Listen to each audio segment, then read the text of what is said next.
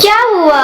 जब कुंभ मेले के दौरान गंगा नदी में एक लड़की अचानक हवा में उड़ने लगी। उसे देखकर सभी लोगों के रोंगटे खड़े हो गए। वाकई में यह चमत्कारी घटना जानकर आप भी हैरान रह जाएंगे, जिसे हमें लिखकर भेजा है आदर्श जी पवार ने, जो कि कानपुर में रहते हैं। आदर्श जी ने हमें बताया कि मेरी शादी को 2 साल हो चुके थे और हमें संतान की प्राप्ति नहीं हो रही थी। ऐसे में मैं और मेरी पत्नी हम दोनों ही बहुत परेशान थे।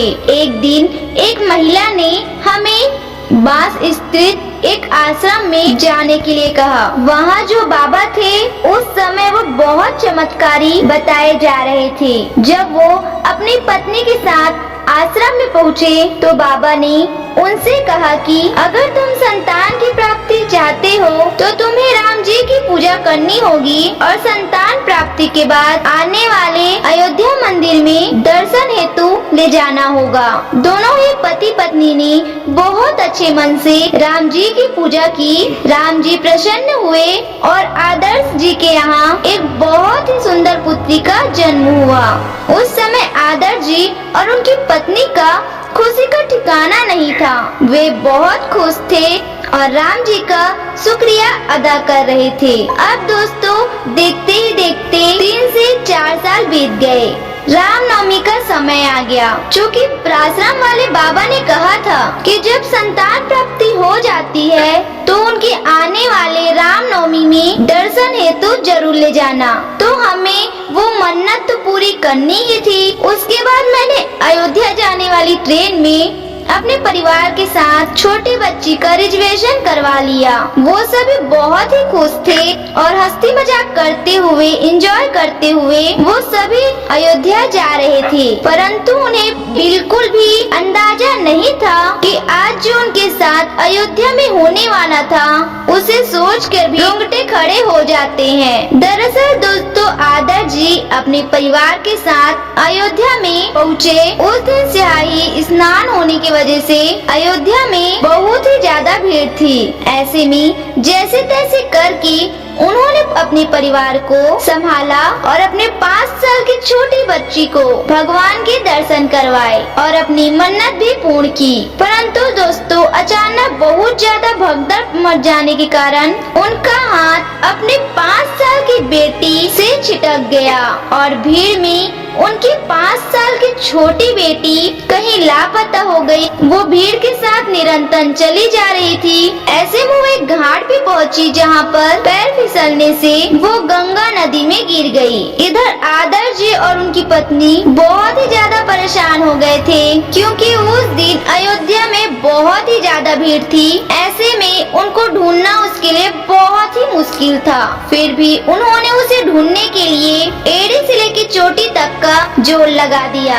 कितनी ही बार उन्होंने माइक में बच्चे का नाम अनाउंस करवाया परंतु वो छोटी बच्ची कैसे बोलती। वो तो नदी में गिर चुकी थी और उसकी हालत उस समय बहुत खतरे में थी। उस समय आदर्श जी की स्थिति बहुत खराब हो चुकी थी। उन्होंने हमें बताया कि उस समय मेरी पत्नी ने मुझसे कहा कि क्या हमारी बेटी अब हमें वापस मिल पाएगी। ये बात सुनकर उनकी आंखों में आंसू आ गए। उन्होंने उनसे कहा कि राम जी पर भरोसा रख और पास के उनके राम जी के पास बैठकर उनसे प्रार्थना करते रहे।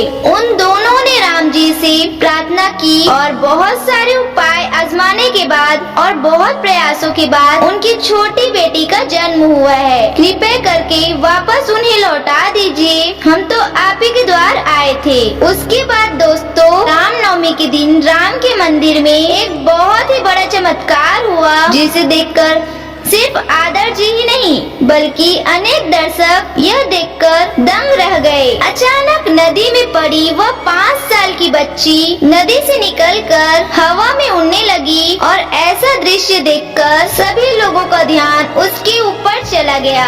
सभी यही सोच रहे थे कि ये कैसा चमत्कार है और ये कैसे हो सकता है। आदर्श जी ने देखा कि यह उनकी ही प्यारी बच्ची है, तब वो फटाफट दौड़कर उसे बचाने चले गए। और जब वो अपनी बच्ची को बचाकर वापस किनारे पर लेकर आए तब उन्होंने देखा कि वो पूरी तरह से गीली है परंतु अभी भी सही सलामत है। उसके बाद पास के राम मंदिर पर उन्होंने सत नमन किया और धूप भी दिया और वहाँ आसपास जितनी भी भीड़ जमा हो गई थी उस बच्चे को इस प्रकार से देख रहे थे मानो भूत प्रेत का वास हो, इसलिए वो हवा में उड़ रही थी। परंतु आदर्श जी यह बात जानते थे कि उनके राम जी का ही चमत्कार था और उन्होंने ही उनकी बच्ची की जान बचाई है। अब दोस्तों वहाँ पर खड़े कुछ लोग ये भी कह रहे थे ये जो कुछ भी हुआ था रस्सी की वजह से हुआ था, परंतु उस जगह रस्सी आती तो किस प्रकार से।